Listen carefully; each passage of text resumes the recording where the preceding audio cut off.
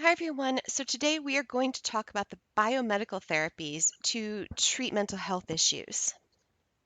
And this will run from pages 574 to 575.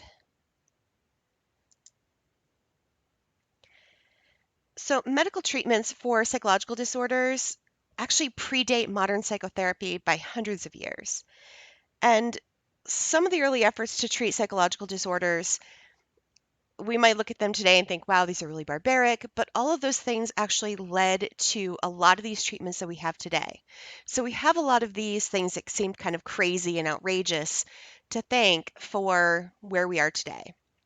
If you've ever heard of, it was considered common practice in the day to do lobotomies and take out parts of brains and all of that. But from that, we've learned this part of the brain does this part of the brain does this, which has actually helped us to learn better ways to do things. So even these crazy things that we did, it's all been helpful.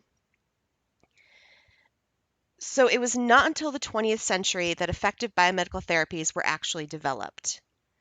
The most common biomedical treatment in use is psychotropic medications. When we talk about psychotropic medications, we're talking about prescription drugs that alter the mental functions and alleviate psychological symptoms. So these psychotropic medications, you've probably heard of a lot of them. These are the things that people take that change their moods, their behaviors, etc. These are the medications that people take.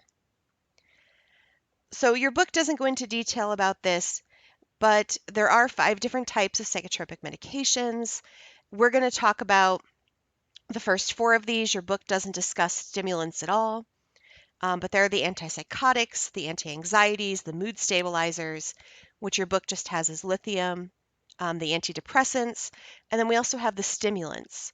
So to kind of give you a tiny bit of information about stimulants, since your book didn't, picture this as being, for example, Ritalin for somebody with ADHD. That is considered a psychotropic medication. It changes the way your brain functions, and then it changes the behaviors that the person has. And they're used for, ADHD is a psychological disorder, it's a neurological disorder. Neurological having to do with neurons, neurons having to do with the brain psychology. It all falls under psych. So some people take like Ritalin, for example, to help with their ADHD, and that is a psychotropic medication. So as we go through, I have an entire lecture, PowerPoint, all that for each of the ones that we are going to cover, so that way, if you don't need all the information, you don't need it, you can take it in brief little chunks and just read little pieces, watch little bits as you need to.